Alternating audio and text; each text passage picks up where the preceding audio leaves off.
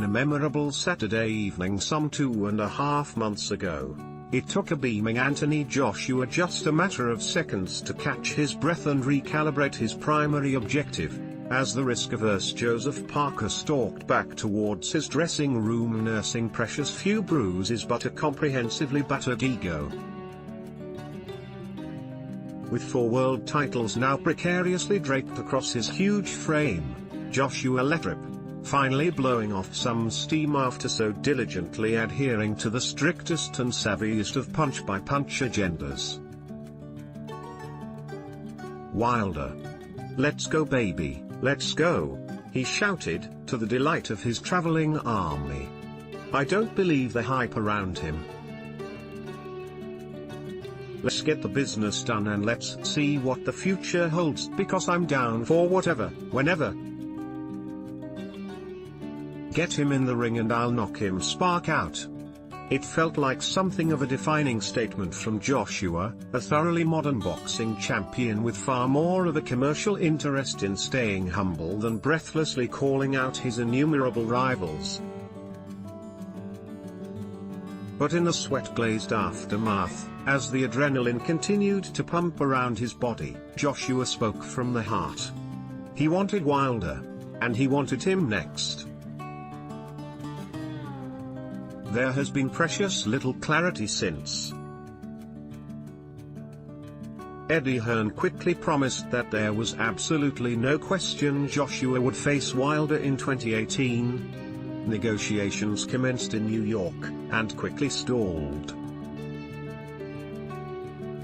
Wilder emailed Joshua offering $50 million against 50% of the event revenue.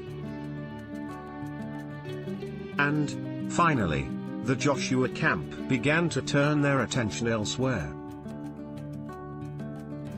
After 21 professional fights, Anthony Joshua boasts an unblemished career record in his first fight since turning professional. 23-year-old Joshua floored Emanuele Leo in a vicious 2 minutes and 47 seconds rout. Joshua's needed only 2 rounds to see off Paul Butlin in his second professional fight when the referee called an end to the tie 50 seconds into the second round. It was yet another second-round stoppage victory for Joshua, knocking out veteran Vijay Kizisk after a fiery flurry of punches on the ropes. Joshua demolished fellow Brit, Dorian Dutch, landing multiple crisp blows in the opening minutes and leaving him the referee no choice but to put an end to the fight.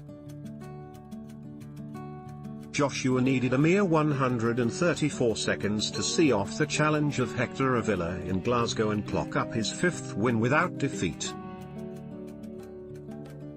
Matt Legg was the next victim of Joshua's phenomenal run.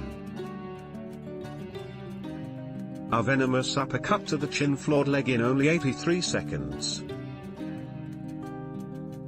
Needing less than 6 minutes, Joshua delivered his trademark blow to 47-year-old veteran Matt Skelton, taking his tally to 7 on the trot. Konstantin Erich became the next victim of Joshua's brutal run of fights. A third-round TKO ended any chance of Erich spoiling the party.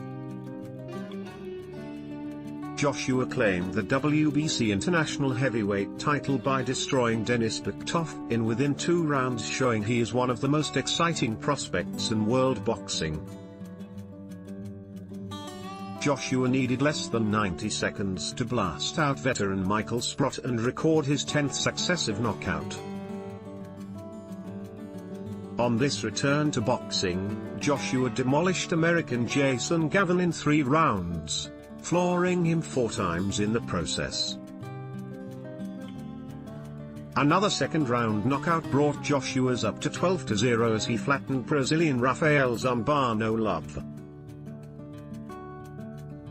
American 36-fight veteran Kevin Johnson proved to be no match for Joshua, who needed only 2 rounds to walk away with another knockout. Joshua stopped Gary Cornish in 90 seconds to win the Commonwealth heavyweight title to the delight of the O2. Joshua battled to beat Dillian Whyte but eventually prevailed with a 7th round knockout, becoming the British heavyweight champion. Charles Martin hit the canvas twice as Joshua cruises through to claim the IBF World Heavyweight title. Joshua defended his IBF World title in a 7th round stoppage win over Dominic Breazeale to continue his unstoppable run to the top. And then it was 18. Joshua confirmed his tie with Vladimir Klitschko after thumping Eric Molina in 3 rounds, completing the defense of his IBF heavyweight title.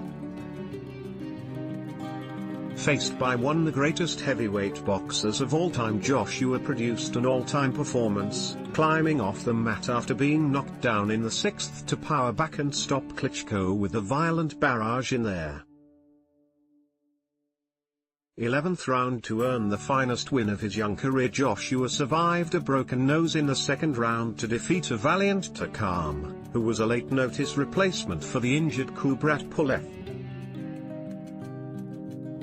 The first time Joshua has been taken the distance in his professional career. But he dominated throughout and added the WBO belt to his collection with ease. Until this week, that is, when Wilder declared via social media that he had accepted Joshua's terms for an autumn fight, just when it was beginning to look that he would meet WBA mandatory challenger Alexander Povetkin instead. The $50 million offer for Joshua to fight me next in the US is still available to him if he wants it, Wilder wrote on Twitter. In addition to that, today I agreed to their offer to fight Joshua next in the UK. If Joshua prefers the fight in the UK. The ball is in their court. It's up to them to choose US or UK. I mean, the rallying didn't stop there. If he prefers the fight in the UK, the ball is in their court. It's up to them to choose. Hearn returned on Tuesday. I think if it is before Povetkin, then it runs on October/November.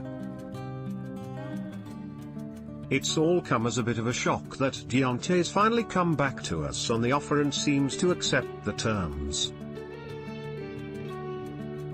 Now we have to find out if it's bluster or if it's real. Deontay Wilder boasts a flawless pro record of 40-0, Getty. Hearn has played his hand well.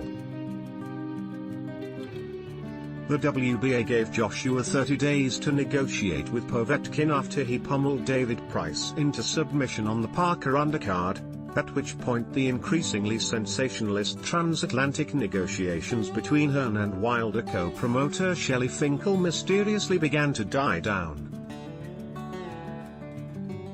Instead, the wrangling was relocated behind closed doors, as Wilder began to face up to the possibility that Joshua was going to keep him hanging.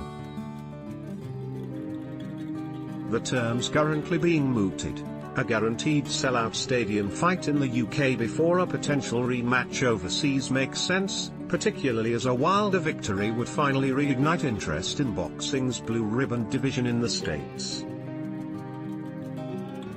Joshua is also known to be keen to make a breakthrough in the US, having spent his entire 21-fight career boxing in Britain. But it is entirely unsurprising that the Joshua camp remains suspicious of Wilder's newfound commitment to agreeing to one of the biggest fights in the history of boxing. US television rights could also prove problematic. Winkle would prefer a deal with Showtime, while Hearn will no doubt want to involve Perform Group's DAZN Sports streaming service, which is due to launch in the US later this summer. Wilder and Joshua agree terms to unification fight in UK in autumn, and then, of course, there is Povetkin, who has waited patiently for his shot at the WBA strap since outpointing Christian Hammer in the frozen climbs of Yekaterinburg, southwest Russia, all the way back in December. I see no reason why Joshua would not want to fight Povetkin as his next opponent. his promoter, Andrei Ryabinski, sniffed late last month. Ultimately, however, avoiding Povetkin makes sense for both Joshua and Wilder. And while the Russian has perhaps unfairly been afforded little chance of becoming the first man to defeat Joshua, a shock result would scupper what is likely to become one of the most lucrative fights in modern boxing history. Instead, he may well be forced to wait patiently for his shot at the first man in heavyweight history to hold the WBA, WBO, WBC and IBF belts in unison. That's evidently the outcome the entire boxing world hopes for, although it remains to be seen if that is the one they will get. Follow the Independent Sport on Instagram here, for all of the best images, videos and stories from around the sporting world.